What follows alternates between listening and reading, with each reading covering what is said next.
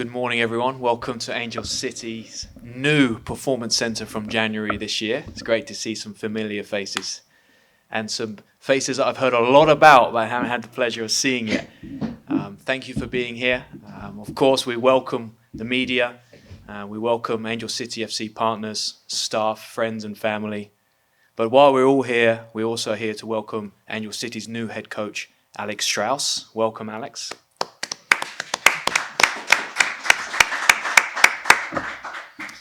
So me and Julie have had lots of opportunity to talk about Alex over the last few months, and today we will talk a little bit more.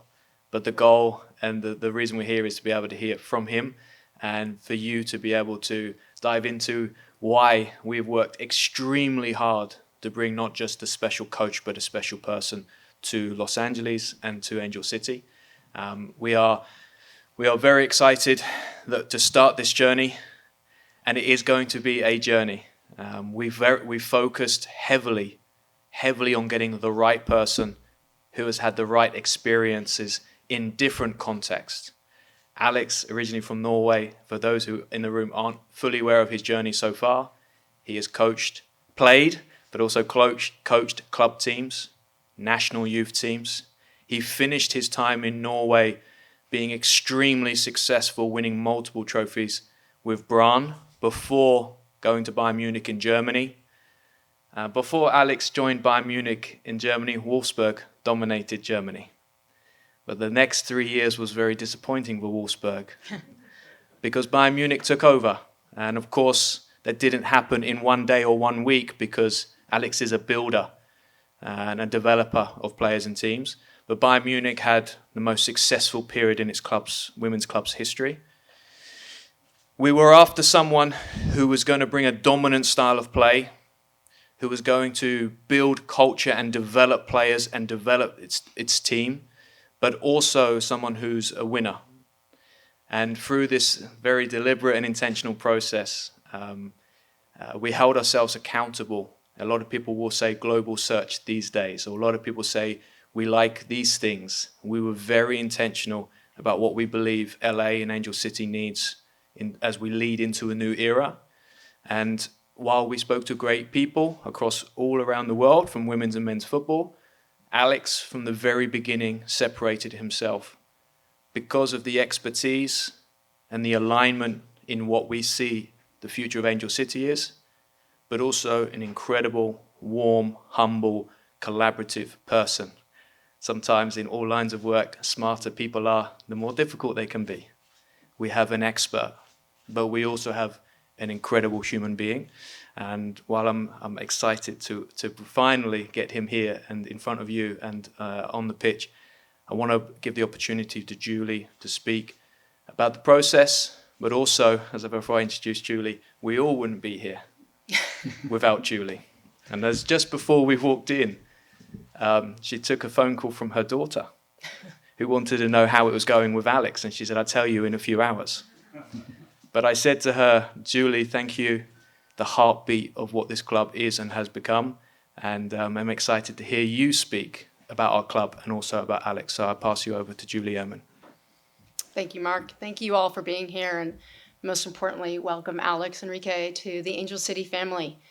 As Mark said, it was an incredibly thorough process. When we started Angel City, our purpose was to set higher expectations on and off the pitch and to have impact on and off the pitch. And I think in our 4 years since inception, we've had exceptional impact off the pitch, ending up with these incredible control owners of Willow Bay and Bob Iger, which are committed to investing in the club and taking us to the next level. At the beginning of this season, there was a real focus on investing on the pitch. And that started with opening up this performance center, this 55,000 square foot building where our players can come in and have no excuses and develop and grow every single day to be better. The second part of that was to bring in a leadership team that knew what it took to create a winning culture and to help us win on the pitch so we could have even greater impact off the pitch. And that started with Mark Parsons, who we are thrilled to call our sporting director, who has really laid the foundation and the culture to create that winning environment. As Mark said, we began a very thorough process to bring in a head coach. And we talked about some of the characteristics that were important to us from day one. strong leadership and communication skills, someone who has experience winning at the highest level, someone who's experienced loss and come back and won, someone who knows how to build a culture, and that foundation is of building and developing players and then developing a team together. And we found all of those qualities in Alex. I was very fortunate about 2 weeks ago to spend some time with Alex in Portugal as he competed in the World Sevens football tournament with his previous team. And what I saw was something that you don't get in an interview process and you don't read on a CV. Alex has heart, and he has energy, and he is passionate, and the connection he had with his teams was palpable.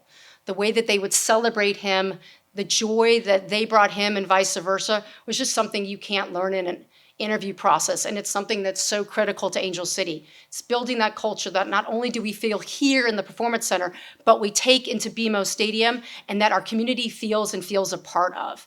And I was just so thrilled to get the opportunity to see you. Not only the incredible skill set of your players, which of course translated into Alex's 4th trophy of last year with his former team, but to know that that's going to come to Angel City. And as Mark said, it's a journey, and the results will come, but I'm pretty excited about what those results are going to look like based on what Alex was capable of doing in Bayern. I can say unequivocally that the players, the staff, the front office is excited to work with you. The community is thrilled to get to know you. It starts on Saturday, but I think that's probably after 1 or 2 practice days, so let's give him some grace. We got a whole second half of season to go, but thank you so much for joining the family of Angel City, and we can't wait to build something exceptional together. Thank you.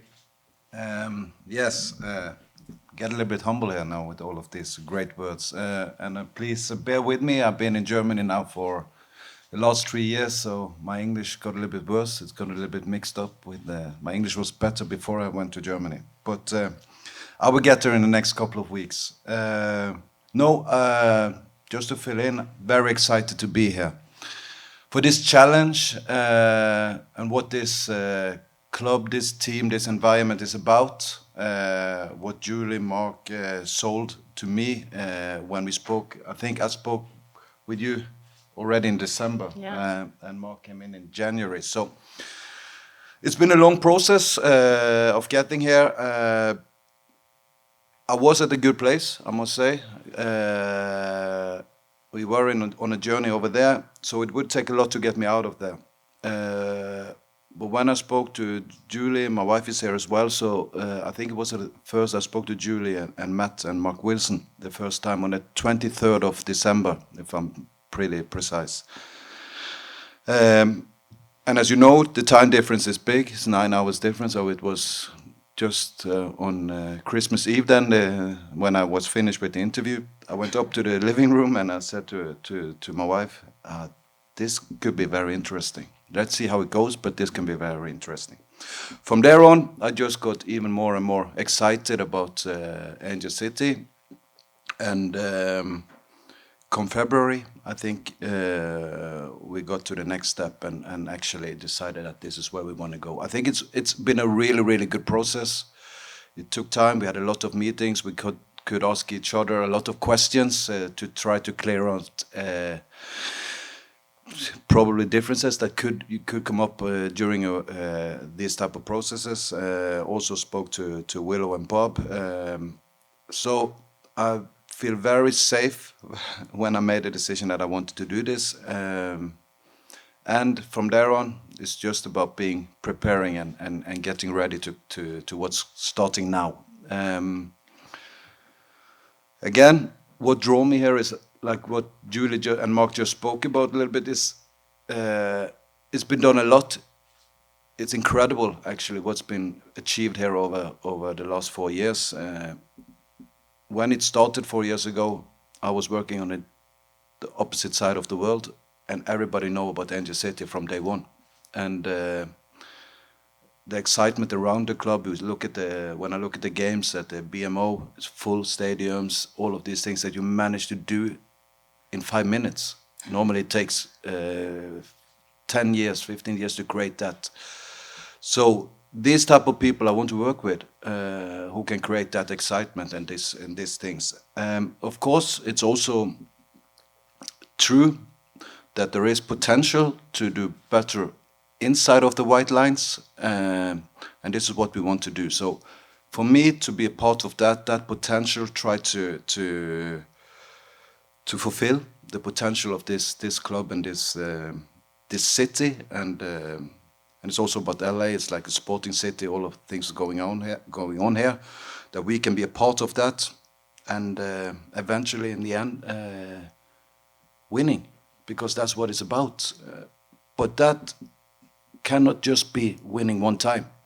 And I know what good looks like. I've been part of it. I have that experience. I know how it's created.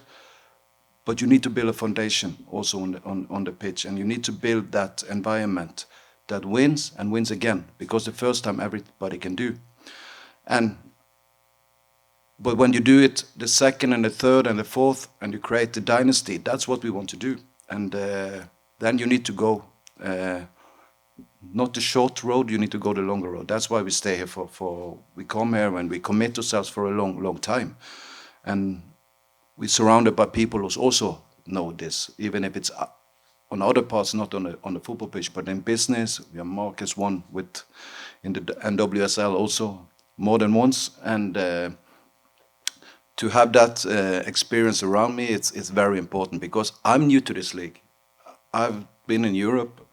I'm new to this league, this country. So there's a lot of things that for me to adapt to as well. So you cannot just replicate what you have done, but I think there are things that we can come and we can put in there. So these things, it's very, very important. When it comes to a little bit about probably what some of you are interested to know about, what will we look like, and how it will be presented on the pitch.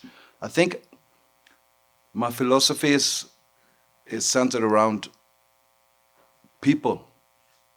People is I'm here to facilitate for our players to be able to go out on the pitch, have a clear plan, know how to execute it. That's the biggest job for me. So I need to adapt to that, and not the players adapt to me.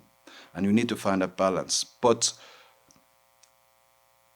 I think I had a different view when I was younger. It was all about titles, trophies, medals, whatever. In 2018, I don't know this date exactly, but I will hold it to the year. I changed my view. I start focusing on people instead, and that's when I started winning. So I think that we get those things right is very, very important. And you need to create safe environments. You need to create environments where people can express themselves. And this is what my coaching philosophy is based upon. When it comes to that, we also want to be the main actor on the scene. And when we talk about the scene, that's a football game. We want to control the games. My vision, I want to have the ball for 90 minutes, and opponents can take the kickoffs and we will get it back. But that's a vision. It's because I believe what we all love about this game is playing the game, not letting and be reactive to what the opponents do. We want to be proactive. We want to do that. We want the other team to adapt to us. And that's the baseline, like from a general perspective, the principle. To create that, you need to get to know the players. You need to use the time that it takes to make that fit for the players here. But make no mistake about that. We want to do that, and we want to dominate. We want to attack. We want to be exciting. We want to score a lot of goals. We don't want to let in any goals. But if you ask any coach, they would say exactly the same. But we have a clear vision, and we have a clear plan. We have a model of how we're going to do it. And now it's about implementing it. And this starts, we started it earlier this week, but we get everybody back from national team at the end of the week, and then we go against Chicago on Saturday, and then we go again from Monday next week into North Carolina the week after, and it is that step by step. So the first days, it's been fantastic. Great environment, great people, just to get to take everything in. It's fantastic. So looking forward to the game. looking forward to interact with you guys. You already hear that I like to speak. That is one of my things. I use a lot of words. So I will be open, and I try to be transparent. I try to be there for you guys, that you can ask the questions, and we'll try to answer it as best as I can. So thank you for being here first.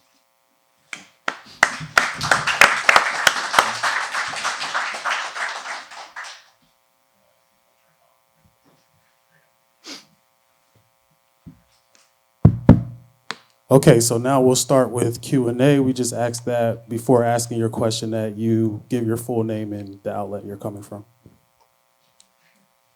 Thank you. Yeah, thank you very much. Alex, I'm Jim Hill, KKL9, the news here in Los Angeles. Welcome. As you know, this is what we call the sports capital of the world. There's so many teams here. And with that in mind, does that create any extra pressure on you and your club because of all the teams that are here as you fight for that commercial dollar? Oh, that is a question I probably can get in a couple of weeks or months. But I don't think like that. I think, to be honest, pressure, I think when we talk outside of pitch and we talk on the pitch, it's a privilege. There are expectations to us because we have done something. And if there was no expectations, I would be more worried, to be honest. So for me, yeah, you're probably right, but we embrace it, and we have confidence in what we're doing. We know where we're going. So I would be more worried if it was no expectations and nobody was here and nobody was interested, to be honest. But yeah, it is a great city. That's what I just said earlier. We have a fantastic franchises, fantastic sport teams here in multiple sports, and we want to be part of that. We want to be part of that family, and then we need to go out and achieve things. That's how we can be it. Would you say this is the biggest challenge of your career? It's difficult to compare, to be honest. I come now to a club that's 4 years old. I left a club that was 125 years old. So it is a different one challenge, but that's what excites me. I like the diversity of these two type of challenge. I like to come here, something is new. We can create the future. So the people that come after us can build on what we started doing here. When you come at the club that's 120 when I came, you build on 120 years of experience and routines and principles. So I like the challenge, and maybe that's a big challenge, yeah, to be able to create something that hopefully in 20 years, 30 years, 40 years, whatever, people will remember what we did and can build on that.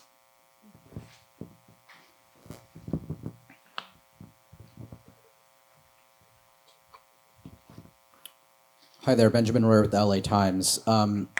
Julie just spoke about going to Portugal and seeing your connection with the Bayern Munich players. You just spoke about how your philosophy is people. So in the first, few days of training here, what are those first steps to make connections, to make sure that your philosophy is people here at Angel City as well? First of all, you need to know people, not the players. The players I knew long before I came. I know the strengths and weaknesses of the individuals because I watched 100 hours of videos of Angel City's games the last couple of years.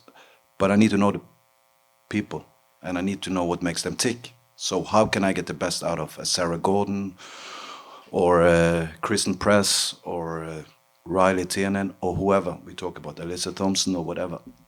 How can I get the best out of them? And it's not about left or right foot or their heading ability. It's about what gives them the confidence to be creative, to be open to development, to be coachable, all of these things. Because I believe everybody's coachable, but you need to find the right pattern. It's a different individual pattern into every player and every person that you meet. Also in the buildings, not on the pitch.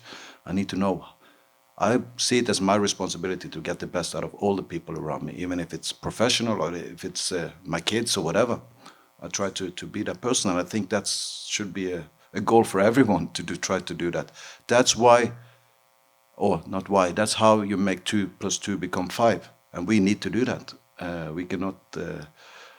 2 + 2 becomes 4. It's normal, and if you have a really bad environment, it becomes 3. We need to make it become 5, and that the whole is more than the sum of its parts. And this can only be achieved if you know the people and not the players. If you understand what I mean. Perfect. And then, secondly, did you ever seek America as a potential destination for you, or is it an opportunity that just excited you and you're ready to jump for?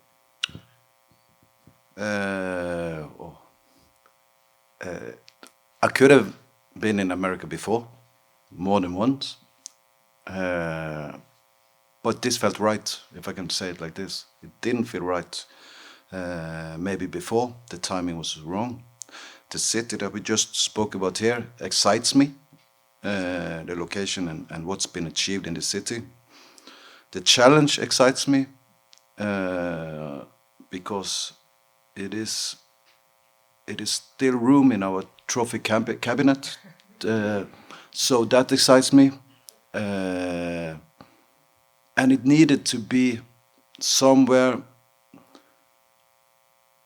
where I can experience something new. And if not, I would just have stayed where I was, because I was in a good place, like I said before.